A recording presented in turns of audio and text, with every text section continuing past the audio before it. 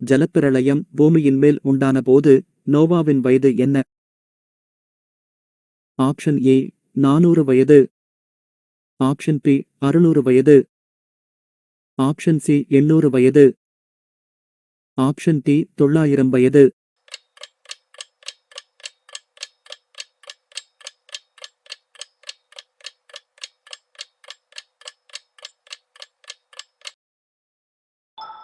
சரியான விடை பி 600 வயது.